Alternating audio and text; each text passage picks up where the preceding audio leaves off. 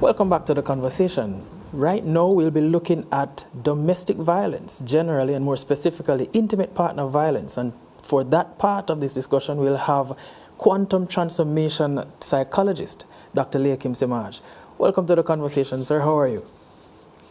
The pleasure is mine. I'm healthy and wealthy and wise. Healthy, wealthy, and wise. I like that. Now, tell us firstly, what is or who is a quantum transformational psychologist? What does that even mean, though? Oh, okay. Interestingly, it's a way of combining a number of disciplines as such.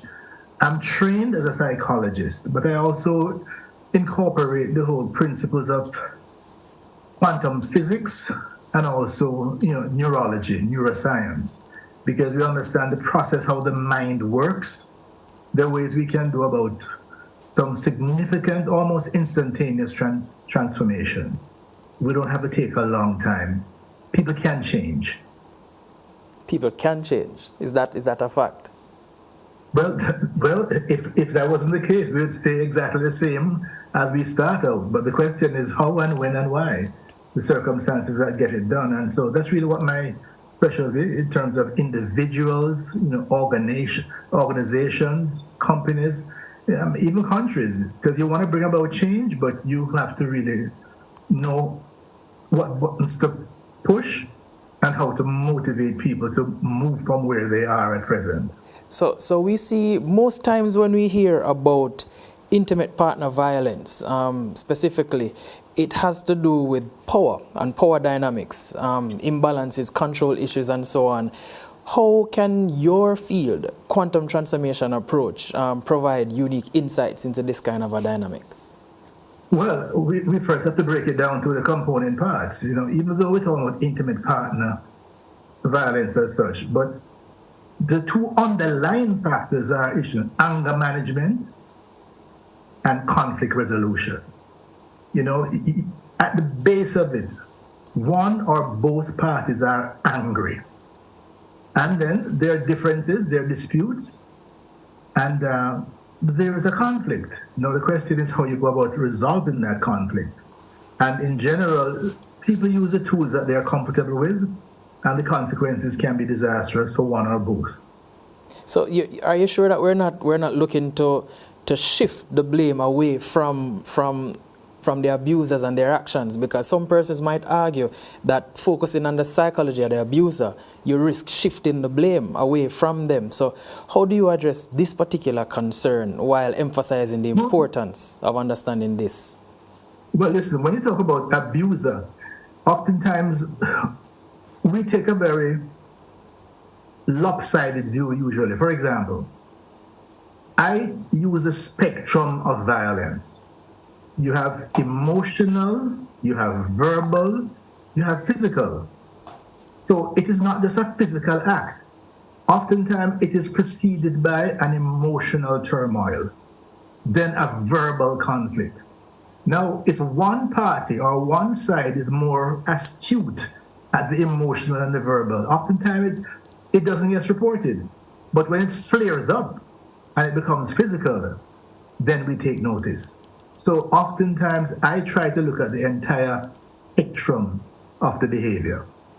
So the idea of just blaming the person who is involved in the physical, but I also wish to apportion the blame to the side that is using verbal and also emotional. And in fact, even the physical violence, it starts off verbally and emotionally. For example, early in the relationship, the partner will get upset when you speak with your friends or your family and they try to keep you away from them and they withhold affection and so on. So all of those components precede the physical aspect. So we must address the entire spectrum and both sides will benefit. So that seems to me, Doctor, that you are looking to appropriate the blame. So I'm the one that was the aggressor. I physically was abusive, but then you're saying that the possibility exists that there are other things that might have led me to this particular action or these sets of actions. Absolutely. But even in any human situation, look, you can have two brothers, and one brother is constantly teasing the other one, teasing the other one. Ah, that's verbal, that's emotional. And then one day, just say, listen, man, I can't take this no more, and he gets physical. We see that. We understand that. But it doesn't mean that now we just dismiss the verbal and the emotional side. And I think that's where the problem has come in for so long. We don't look at the total component of in terms of what we now call intimate partner. And to some extent, even how the person who is abused, oftentimes, they buy into it. I tell people all the time that there are some women that no man would ever think of hitting, because very, very clearly, from very early, if you were to even think it, you would regret it.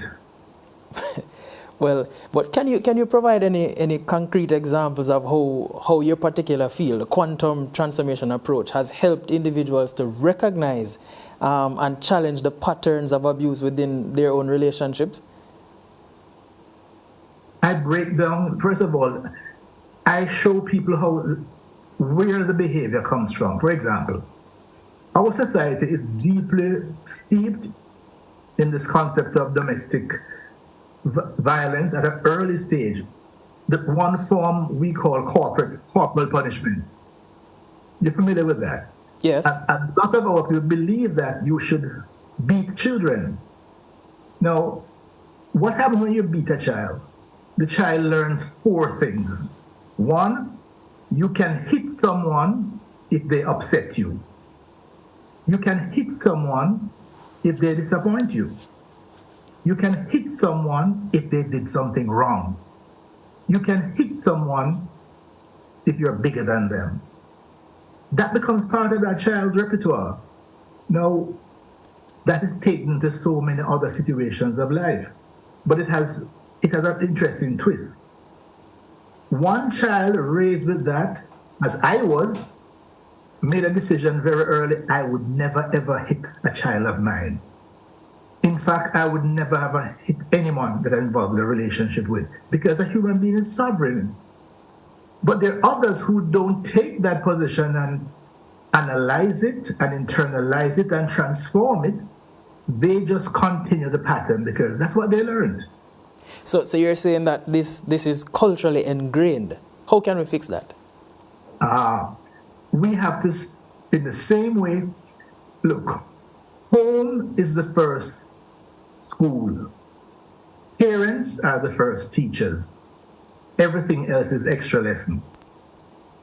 So that a lot of it gone bad already. But every opportunity we have, the music, media, are two of the most powerful tools that we can show people new and better and more sustainable ways of dealing with these kinds of, should I say, pro-social behavior. Because much of the antisocial destructive behavior, we learn that easy and we continue it because, look, anger, it is satisfying when you do something violent. But oftentimes you regret it. Most people who do things in anger end up regretting it almost immediately, if not sometimes for the rest of their lives. So we have to start teaching people and giving them a chance to learn new ways of, 1, managing anger, and 2, resolving conflicts. Wow. So it comes back to that, managing your anger and resolving conflicts. So whether it's a parent and a child, a wife and a husband, 2 men. Look, man kill man over domino game. Man kill man on football field because you rush him too hard or what have you. So that it's a problem we have as a society. And the deeper component, a society that was what? Shaped in sin. The slave catchers, slavery, colonization, every aspect of our society. Violence is what is used to contain behavior. It is said that right after slavery, and then you start to move into a freer society, the first 2 major institutions, the madhouse and the bad house, the prison and the penitentiary. Wow. So I hear all that you're saying, good doctor, and I'm looking at the fact that traditional therapeutic approaches have been used for decades to address, well, most major forms of violence. What specific advantages would your technique, quantum transformation, have to offer in this regard? Well, we do not disregard other traditional therapeutic approaches, but just that we ground the behavior in its totality. We don't limit ourselves in terms of what is required, in terms of what works for that particular individual. But it's impossible for people sometimes to transform, to change, if they don't have a reason, if they don't know what is required. If it is said that, look, the first wrong assumption we have is that people are rational. People are not rational. People are more emotional than they're rational. And guess what? The math of change says that, look, when the cost of changing becomes less than the cost of not changing, change happens. So that if people can keep getting away with it and so on, they will. So I make sure that we understand all the pieces, all the equations, all the rationale, all the emotional push and pull that's in it. And sometimes it's just one conversation. For the first time, the person understands and appreciates, why am I doing this? What is sustaining this behavior?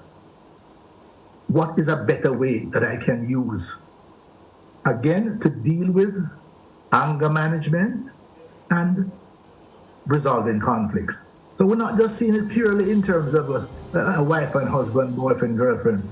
It's just saying that any way you do one thing is how you do everything. Whoa. So lots to talk about, good doctor. We are going to our final break. More after this on The Conversation.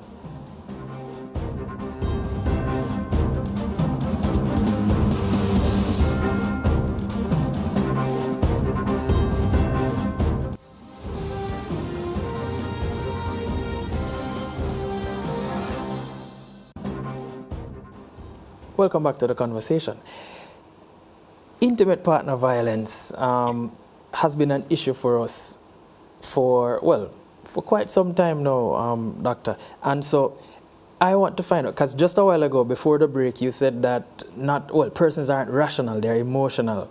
And before that, you said that persons are sovereign. But if you have someone that you can't trust to make rational decisions, how can that person truly be sovereign, because you can't control yourself in the first place? Well, no, what I mean sovereign in the broader sense of the word. Look, let's take the concept of a state. A state is a human grouping where the government has a monopoly on violence. That's why we call it a state. Where there's no state, you have warlords. In Jamaica, we call them dons. Feudal. So that violence governs the situation. But once you have a state, the formal definition of a state, the government has a monopoly on violence, meaning that the government is the only institution that can physically, emotionally, or even anyway use violence against another person, because each of us are sovereign beings. Now, that means that I can't just hit you. There's a cost. If I hit you, you can report me to the police. You can take out a lawsuit against me. So that's part of what people need to understand what it means to live in a state. And if we allow people to trespass on our sovereignty without penalty, it continues. Whether it's a relationship between man and woman, or between neighbors, or between communities, we don't have that right. Because if you say we live in a state, if we don't live in a state, then is the baddest or the strongest or the toughest that run things. So this is a part of the whole clarity we need to make sure people understand. If we don't live in a state, then the rule of the jungle is what obtains. So now we're seeing, because some of the articles that have been coming out of late is showing a shift in terms of the violence producers, I want to say violence now, we have to look at physical violence because you have Physical, just yes. broadened the playing field a little.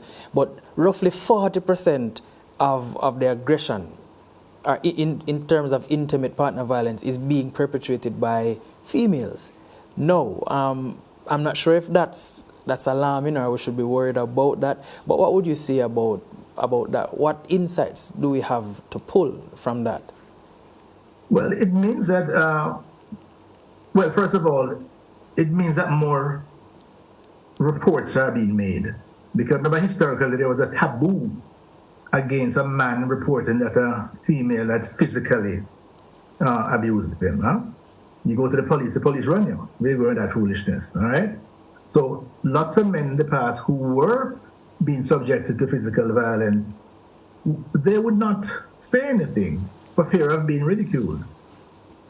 Now, it means now that a number of things have changed. More report is taking place, and more women are feeling stronger, that they don't have to just resort to just verbal abuse or emotional abuse. They can actually win the fight. Because, you don't start something, you don't feel you can win it.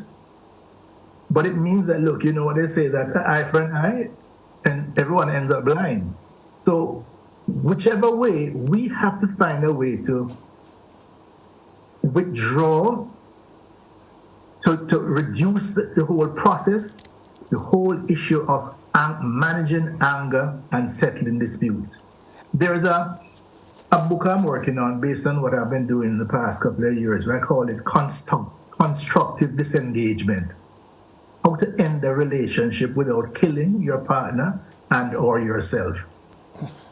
Constructive disengagement. In the same way how you constructively built it, you can constructively disengage it. Okay, but before you tell us about the book though, are there any signs that we can be mindful of to say, all right, so this young lady is potentially violent, it might spell sense to avoid, or what do we look for in our partners to make that determination?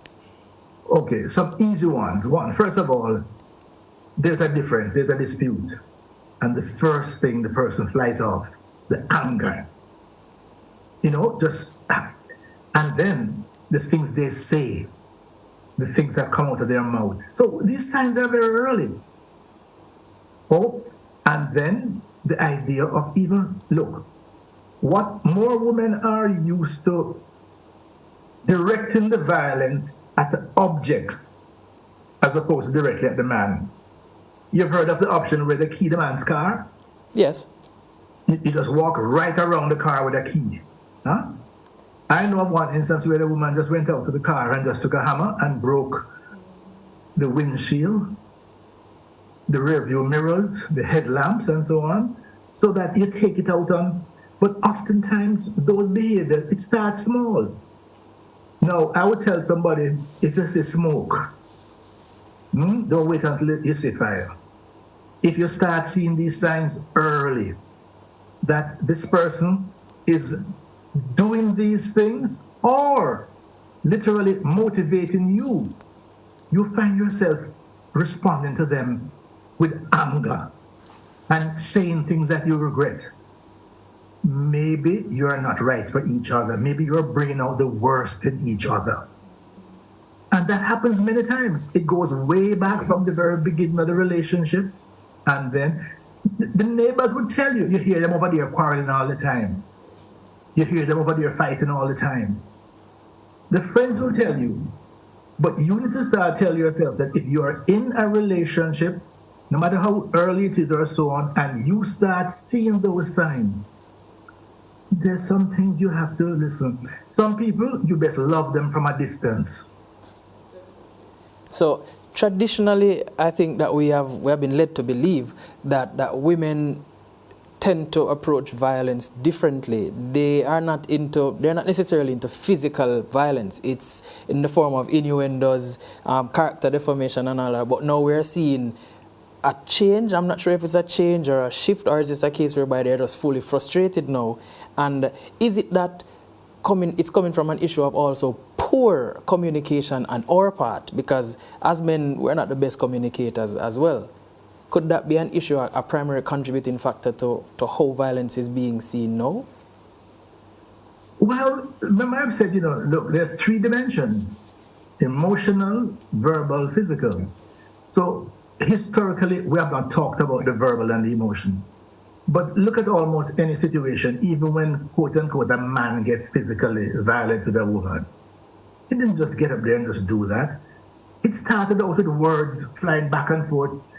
But guess what? Women are a little better at the emotional and the verbal violence.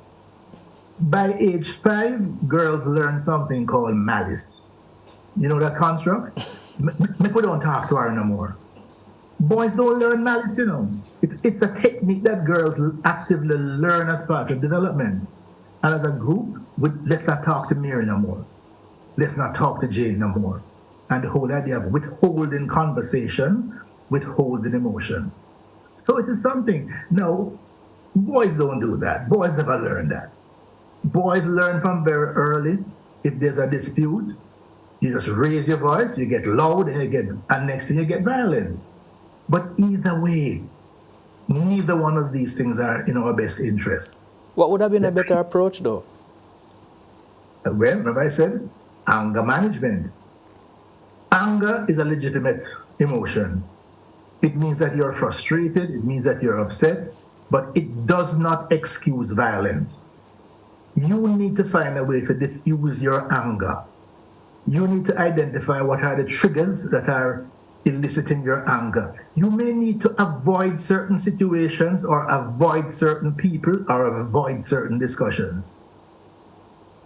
And then, if and when a conflict emerges, it is off totally, out of bounds for you to now resort to physical destructive means. Look, there are certain football players that you could easily get them put out the game because of how they deal with frustration and anger. You just have a man just go whisper in his ear every time and just say something that will trigger him. And as soon as he gets violent, the referee will, you raise your hand, he's out of the game.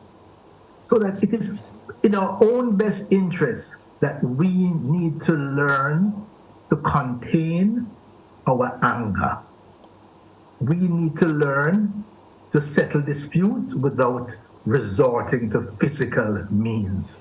So I mean, traditionally we have also had, you stated earlier that it might be a case of more reporting now, looking at the 40%. But just broadly, with men and women, many survivors, especially of intimate partner violence, they have always had fear for retaliation or face societal pressure that discourages them from reporting such abuse.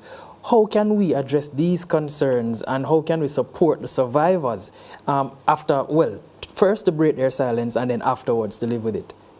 Well, the first thing we see, one, is having institutional support, places where they can go, where they can escape to. For example, during the COVID lockdown period, the data, it was predicted there would be more intimate partner violence. Because what tends to happen, all right? A dispute starts in a household. One typical thing what the man don't go home early. You stay out the street until she go on to bed and so on and things. But if you're forced to be in the same space, day after day, night after night, what is it? Pressure will spike.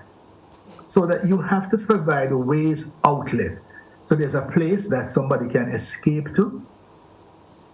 We also have to make sure persons understand, friends and family members understand that, look, you may need to help this person out. You may need to give them a place to stay until the other partner calms down. Or you may just leave for good. And the person have no idea where you're going. One instruction I heard a police woman giving on a program that if your decision is to leave, you do so quietly and in a way that the partner has no idea where you're going. I have known of situations where women get to the point where they leave the house with just their handbag. Hopefully their passport and other documents are in the handbag because they don't have time for anything else, to take anything else. what they want to do is save their life. I had a case that couple was referred to me by the court because the judge, in his wisdom, felt that there's a deeper problem in this relationship, much deeper, and just sending the man to prison wouldn't really resolve it and he asked them that they must seek help, but the man cannot go to the house during the time of this process. After about 2 weeks of the process taken, they came to session together because the woman said, the man said, he's changed, he's a different man now. So despite what the judge said, she allowed him back in the house. The next week, I got a call from him saying that he's at the airport, leaving, because she passed her pace now for disciplinary. Because it went right back, the behavior went right back to what it was before. Now, would you believe that after about 6 months, the woman told me that she is going to Miami to visit the man because they've been talking on the phone and she knows that, and he said he's changed and all of that. Huh? And we had to say, are you convinced of this? But eventually she decided that no, she's going to end the marriage. Even at the point where she was to go through with the divorce, she still had mixed feelings because a part of her was still in love with that man, despite all that they've been through. So she has to unlearn. They say you can't unlove somebody once you love them. But she has to now learn other coping styles and so on, realizing that you can't allow somebody. Love should not hurt. Love should not bleed. The fact that this person loves you is no excuse for them to. All right, so we see that this is clearly a complex issue. How, besides what you have said, how else or what other prevention strategies can we use to effectively address this issue, though? Well, we have to start with the broadest. That's why I started with corporal punishment and the sovereignty of the human being. If we start with the notion that we start socializing our children, we start educating people that nobody has the right to hit you. Nobody. You're a sovereign being. If there's a difference, if there's a dispute, let's talk it over. Let's talk about it. If you're really convinced that this dispute has to escalate, we use whether some kind of if we don't get to the court, can we go to some kind of a mediation? Again, many times when typically a woman comes to me, occasionally a man indicates where the conflict in the house. I said, wait, hold on. Where's her father? Where's her brother? Where's her sister? Who else in the family you know? Where's your pastor? Some third party who knows this person well, who knows both of you very well, that you can now both put your case to and take it to another level as opposed to just on the emotional level where the pain is so great and the temptation for violence is. Oh, so would you also suggest, not to cut you though, but would you also suggest policy changes and other educational programs to help? Absolutely. Absolutely. And for example, listen, I make it clear for my daughters I'm married, happily married, but from the day one when the potential partner, I explained to him the way the world works, that listen, boss, I will allow nobody to abuse my daughter, not you. So that if you get to the point where you feel you need to abuse my daughter, understand what you have signed up for. Because I will not, no father should allow anyone to abuse any of their daughters. That's part of what your role as a protector is. So whatever it requires for you to make sure your daughter is safe, your wife is safe, your sister is safe, we have a responsibility to protect. Wow. All right, we have looked at quite a bit, Doctor, and we have only begun to scratch the surface. Now, in closing, what steps can individuals and communities take to promote healthy relationship dynamics and to prevent intimate partner violence? I'm glad you start there, community, because the African construct that it takes a village to raise a child. And relationships do not occur and exist in isolation. We're part of communities. So it means that when you hear somebody connected with you, even just a neighbor or a family member, and you're hearing these signs, you need to intervene. You need to say something. Because look, you may save a life.